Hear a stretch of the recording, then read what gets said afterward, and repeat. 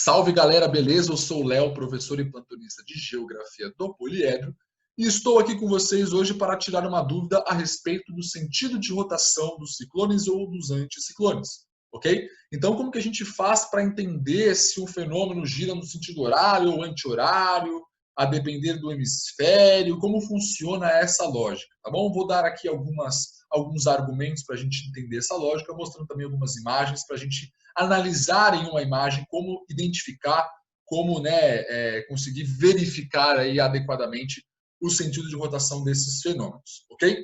Um primeiro comentário importantíssimo que nós temos que fazer é acerca da diferença entre um ciclone e um anticiclone, tá bom? Nós temos aqui na imagem algumas das características principais desses dois fenômenos, mas o que eu quero ressaltar especificamente é a diferença de pressão atmosférica entre eles.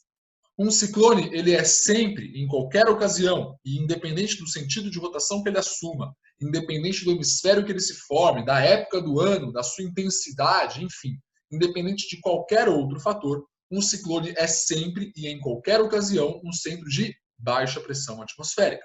E da mesma forma a gente pode classificar os anticiclones.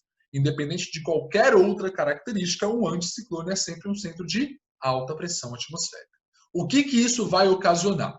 Se os centros de baixa pressão são centros de atração e convergência dos ventos, e os centros de alta pressão são centros de dispersão e divergência dos ventos, e lembrando que isso ocorre pelo fato dos ventos se deslocarem sempre das altas para as baixas pressões, em um ciclone você pode sempre considerar que os movimentos do ar estão ocorrendo de fora para dentro. Tudo bem? É só pensar, opa, se é um centro de baixa pressão, o movimento ocorre então de fora para dentro. Tudo bem? Não tem segredo.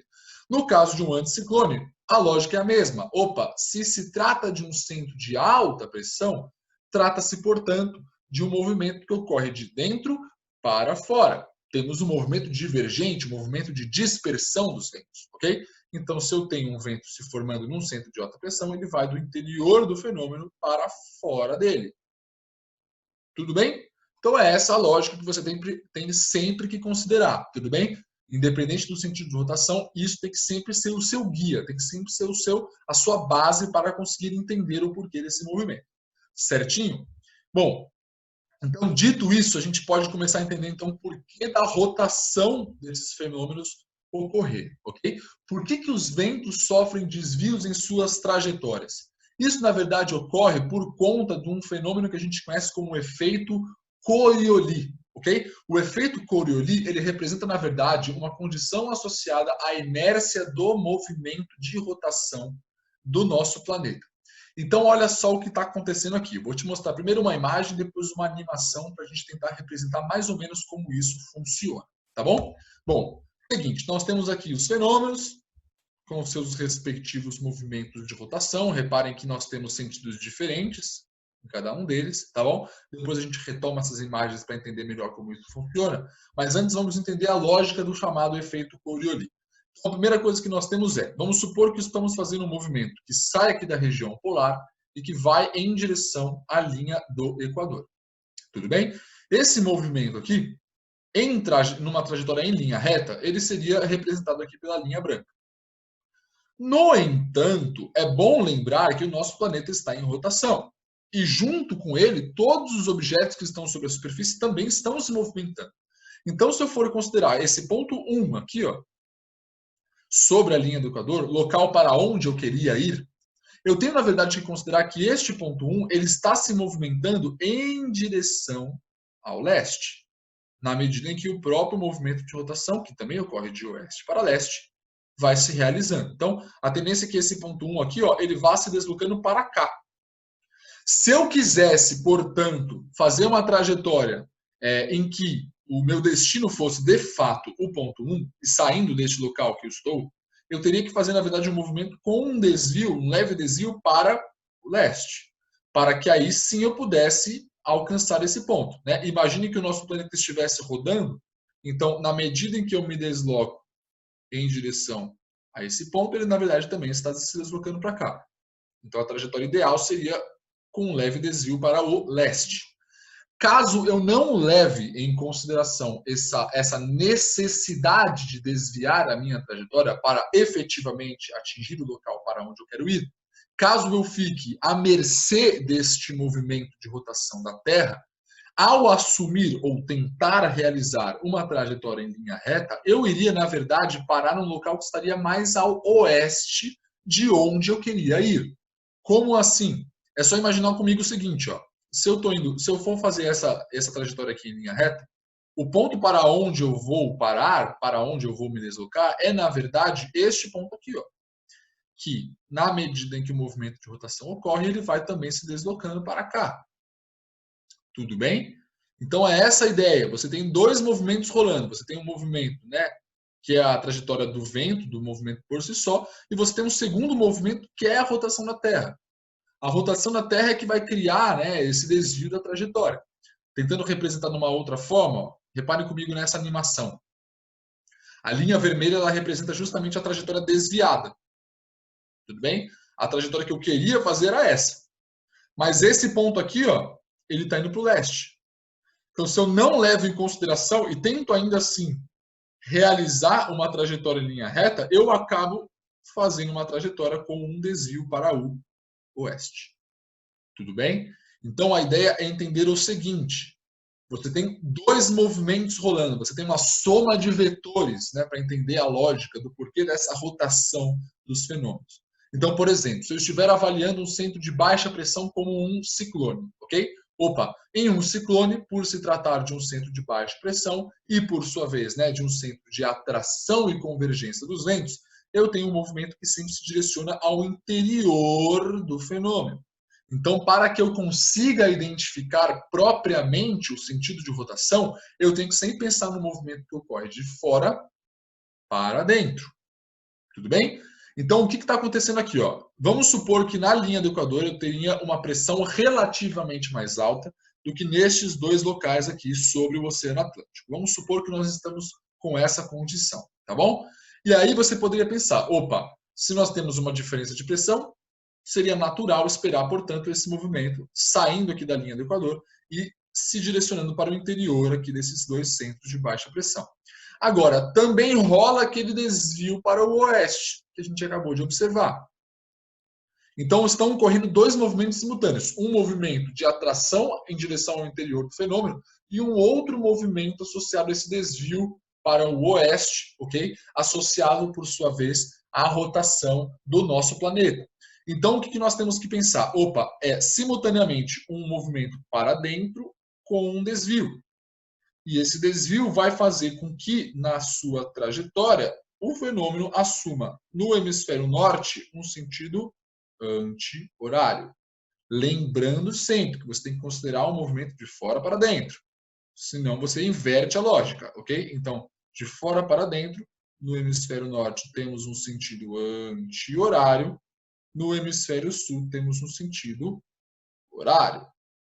Tudo bem? Então é essa a lógica. Se você observa uma imagem como essa, é justamente essa a lógica que você tem que considerar. Opa, baixa pressão? Opa, identifiquei então que é um centro de convergência dos ventos.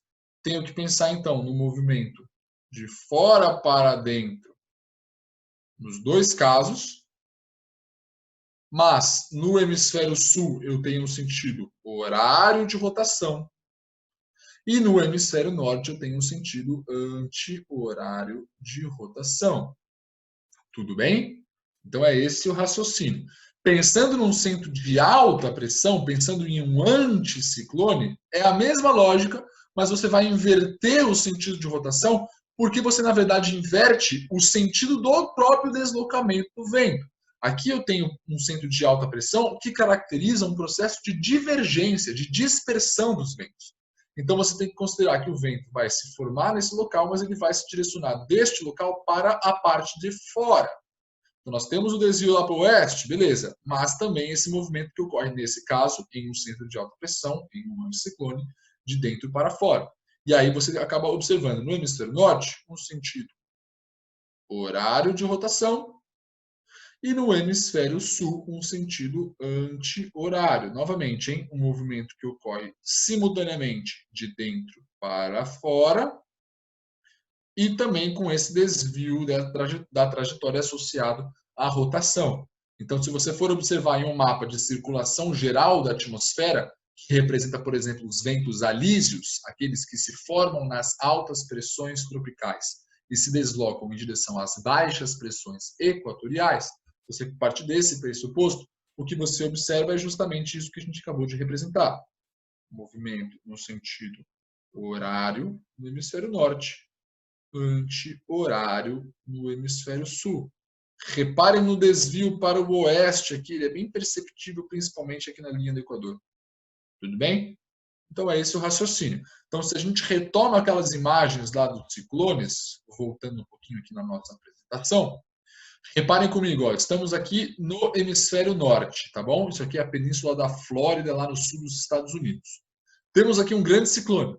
Como eu faço para identificar adequadamente o sentido de rotação deste ciclone? Então, se é um ciclone, é um centro de baixa pressão. Se é um centro de baixa pressão, é um centro de atração e convergência dos ventos. Então os ventos, neste caso, vão de fora para dentro. Então eu posso considerar, neste caso, que o movimento ocorre no sentido anti-horário. Tudo bem? Reparem comigo, ó. Sentido anti-horário. Beleza? A mesma coisa nós temos aqui nessa imagem. Não dá para identificar muito facilmente, mas isso aqui é o território das Filipinas, um país que se encontra exatamente no hemisfério norte, um pouquinho ao norte ali da linha do Equador, ok? Reparem como neste caso nós temos a mesma dinâmica, né? Centro de baixa pressão, convergência e atração dos ventos.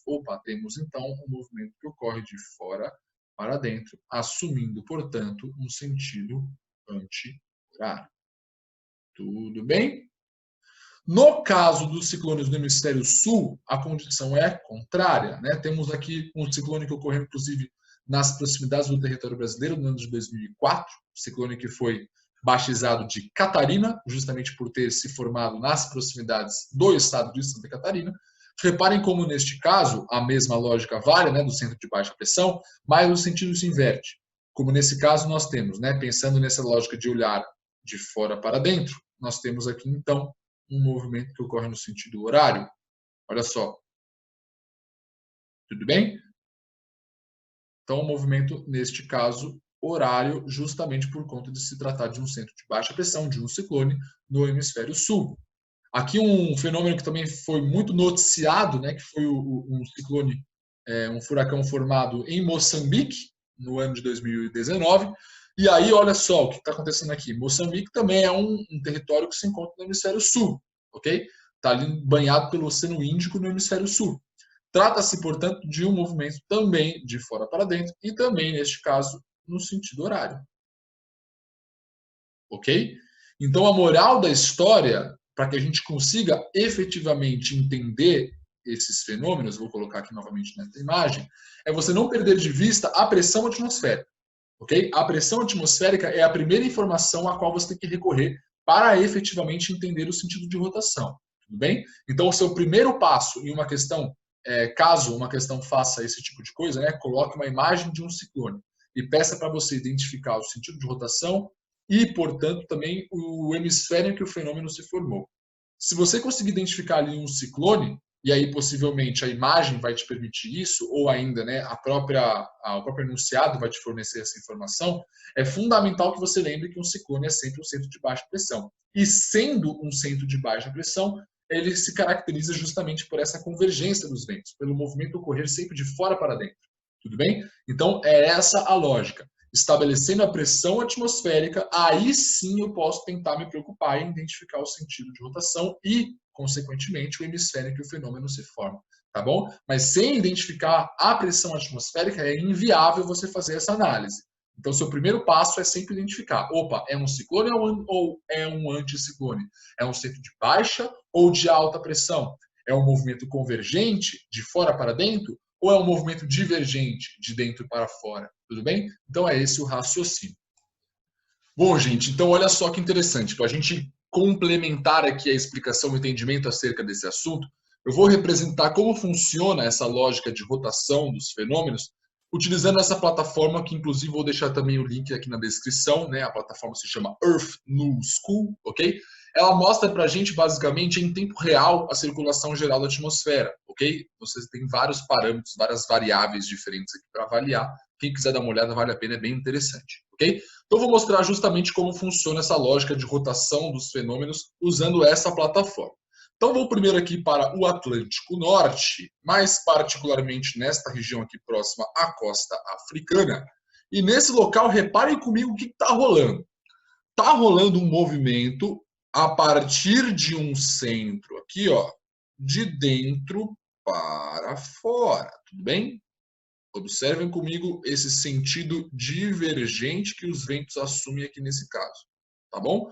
Bom, se é um movimento divergente, se é um movimento de dentro para fora, podemos esperar, portanto, um centro de alta pressão. Vamos dar uma olhada aqui para ver se a pressão de fato é alta. Vou colocar aqui essa informação, pressão a nível do mar. Opa, a gente clica aqui, nós temos essa informação, 1024 hectopascal, né, uma medida de pressão, é uma pressão consideravelmente alta. Reparem comigo, então, estando no hemisfério norte, neste caso, tudo bem, como o movimento do anticiclone, do centro de alta pressão, ocorre justamente no sentido horário. Tudo bem? Considerando que o movimento ocorre de dentro para fora, conseguimos claramente aqui observar que o movimento ocorre no sentido horário. Se nós formos um pouquinho para o norte, vocês observam já um outro tipo de fenômeno. Olha que negócio muito louco que está rolando aqui, ok? Reparem como neste caso aqui, ó, o movimento aparentemente está rolando de fora para dentro. Estamos aqui no olho do furacão, ok? Quase isso, né? Se você pegar aqui neste caso, observem como o sentido agora está no caso invertido em relação ao que observamos há pouco, né? Temos aqui um movimento no sentido anti-horário, ok? E se eu pegar a pressão atmosférica aqui, opa, 971 hectopascal, temos uma pressão menor, portanto. Então, novamente, né, um ciclone no hemisfério norte, opa, rotação no sentido anti-horário, justamente contrário ao que nós temos no caso de um anticiclone. Vamos agora observar aqui no hemisfério sul. No hemisfério sul, a gente observa exatamente o contrário. Então, vamos aqui primeiro observar este centro de alta pressão. Reparem como, a partir do interior, os ventos se movimentam para fora, ok? Como seria comum de se esperar num centro de alta pressão, num centro de divergência dos ventos. E reparem como, neste caso, a rotação já assume um sentido anti-horário. Opa, o anticiclone no hemisfério sul, sentido anti-horário. Se nós formos um pouquinho mais para o sul, olha só o que está rolando aqui. Opa, um centro de baixa pressão. Reparem como, nesse caso, os movimentos ocorrem de fora para dentro, ok? Um movimento convergente, neste caso, no sentido horário, tudo bem? Vamos pegar aqui a pressão atmosférica, 982 hectopascal, uma pressão menor do que se observarmos neste outro centro aqui, em que nós temos 1026. Então, novamente, né, mais uma maneira da gente representar, ok? Ressalto aqui novamente aquela ideia. Você só consegue efetivamente constatar o sentido de rotação do fenômeno se você conseguir constatar também a pressão atmosférica desse fenômeno. Sem essa informação, você não consegue efetivamente identificar, constatar qual é o sentido de rotação deste fenômeno, a depender do hemisfério que você se encontra. Tudo bem? Então é isso, gente. Espero ter ajudado. Vamos ficando por aqui. Até a próxima. Bons estudos para vocês.